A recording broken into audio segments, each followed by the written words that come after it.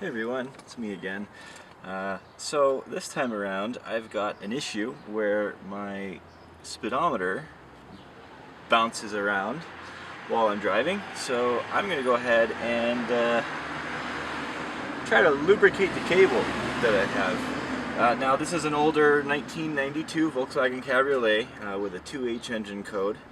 And the speedometer is cable driven, unlike more modern electronic vehicles, so there's a chance for it to get bound up after a long time of use. So let's see what we got here.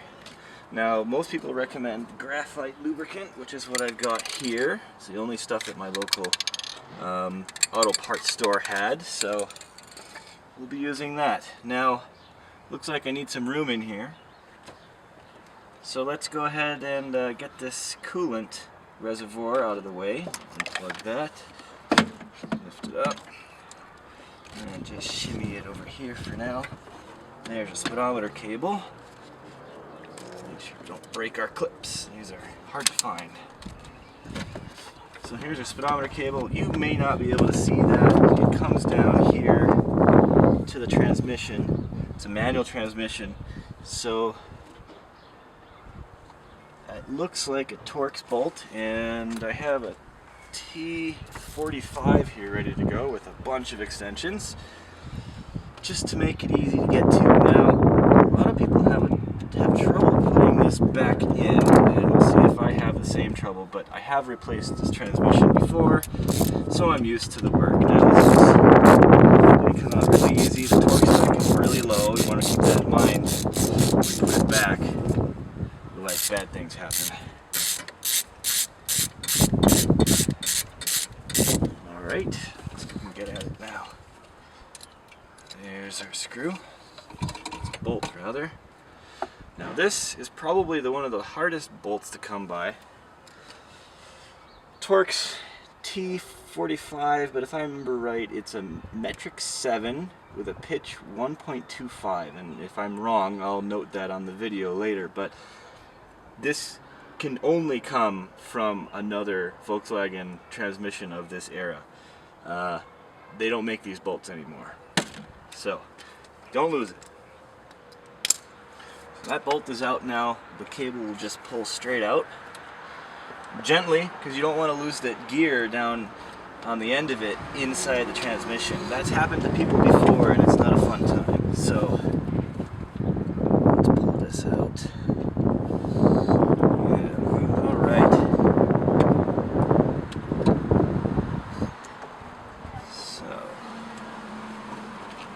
Bound up on stuff, and there's our speedometer gear with lots of nice trans lube on it.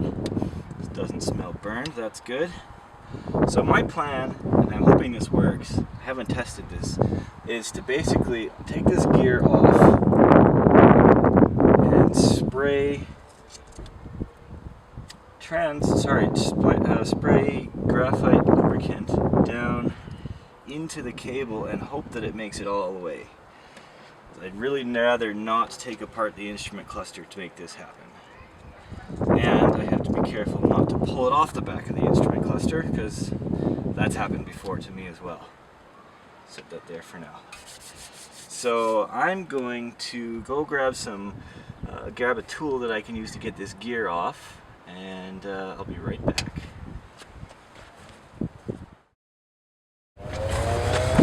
Okay, so I'm back. Let's get this gear off, shall we? Now I grabbed a nice rag because this is pretty soaked. So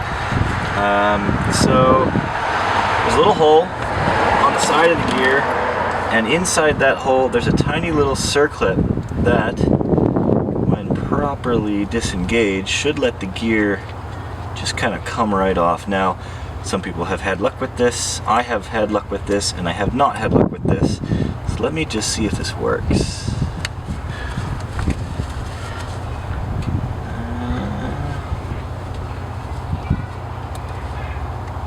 Stand by.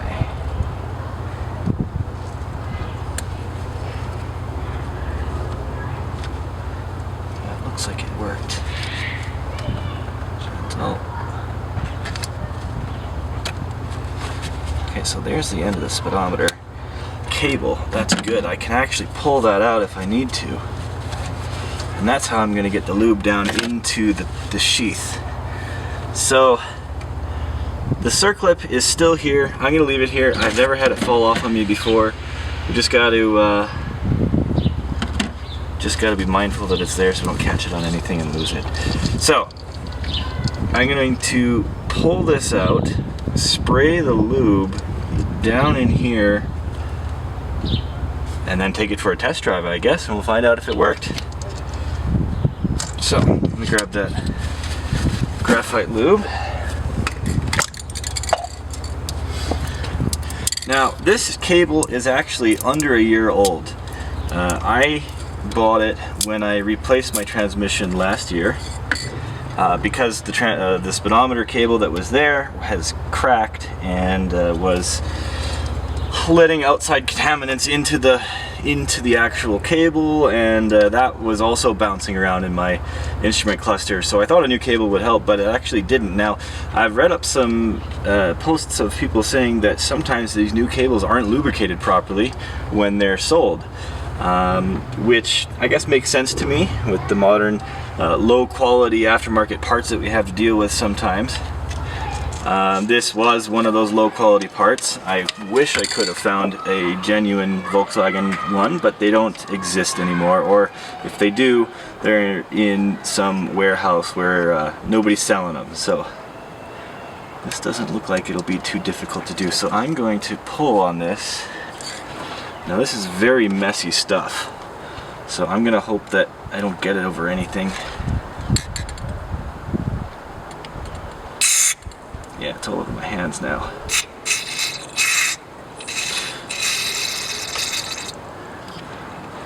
Move it back and forth a little bit.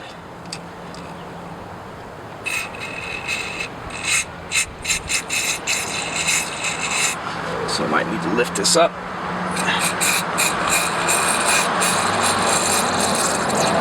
Whatever is happening, it is going in there.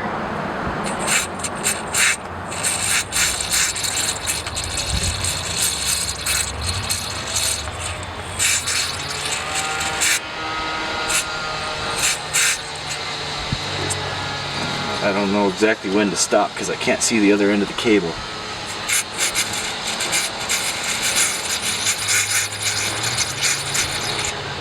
My hand's turning all black from this. Alright, I'm gonna call that good enough, and if it wasn't good enough, I'll let you know. But that is what graphite lube looks like. I'm definitely gonna need to go wash my hands now. But luckily, I don't care about my hands. The car's clean still, so whatever. I'm actually going to be right back to clean my hands before I reassemble this, because I don't want that graphite lube to ultimately end up inside the transmission. I want it to stay put where it is. I'll be back. Alright, my hands are clean now, and I just have to put the gear back on and pop it back in the transmission. It sounds so easy, but I know that it's not sometimes. So the gear itself should go on fairly easily, but it is important to make sure that you can see that little circlip back through the hole on the side of this gear. Now I'm going to bring this a little closer to the camera. Maybe you can make this out. You can see there's this little hole on the side here. So the little circlip, you'll be able to see it right through that hole in there. I think that focused. There we go.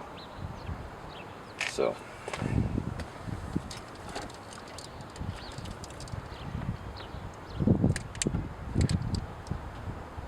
and you got to also make sure that the square end of the gear lines up inside the gear as well.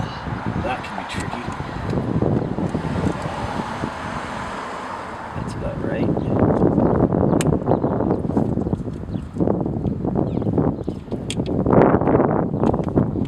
It's a little nerve-wracking doing this. Oh, I think I got it. Not quite all the way in there yet. There we go. Alright, that's back in there. And as far as whether it spins more freely now than before, I can't really say, because I honestly didn't test it before I took it apart. So I'm just going on hope here, I guess. So let's get it back in the transmission.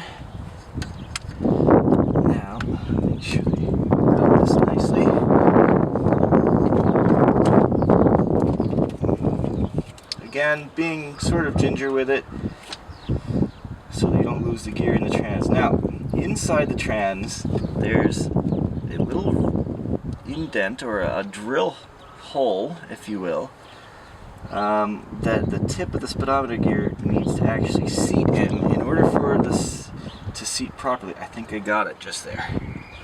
You'll know because the speedometer gear will easily just kind of pop in there, and it'll be flush against the gasket, which is then also up against the transmission housing. So it looks like I got it.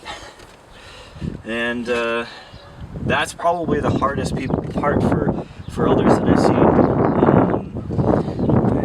just because it can be very finicky, and if you don't know what you're dealing with inside there, you don't know what to expect.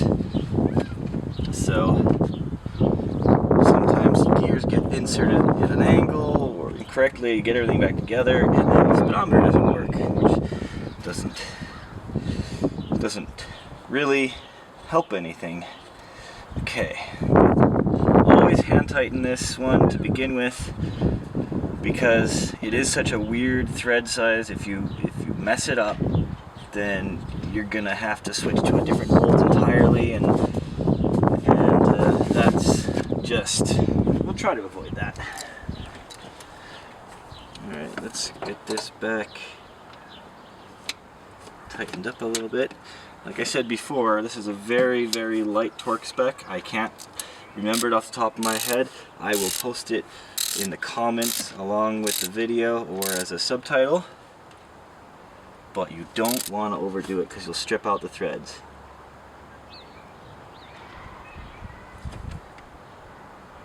That's probably too much already.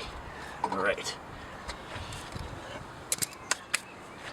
So that's reattached, all ready to go. And we'll put our coolant reservoir back here. Find our coolant level sensor cable, pop that in there, grab our tools, and we're done. So I'll go take it for a quick test drive and let you know if it's all fixed. Well, I've come back from my test drive, and it was great fun. Sorry you couldn't join me. I don't think it would be safe for this camera to be in the position it is while I'm driving. Regardless, it's not fixed. However, it did get a little bit better. And one of the main reasons I tried to attack this problem is because the speedometer needle was bouncing enough to throw off the cruise control. My cruise control system looks at the speedometer needle. It actually has a sensor on the back of the speedometer that looks at the speed that the speedometer gear is turning, and it uses that information to calculate how fast your car is going, so that it can try and keep it at a constant speed while your cruise control is activated. So that was being thrown off by that bouncing needle because of the binding cable. Now, it's improved to the point where that doesn't really happen on the highway anymore. Which is the most annoying thing, because your car starts to surge a little bit when it's in cruise control and it sees that needle bouncing. Now, it's not perfect, and I like it when things are pretty much spot on, so I'll probably try to attack this another way in the future. I may need to actually take the instrument cluster out and get at the back here and give it a shot of that graphite lubricant.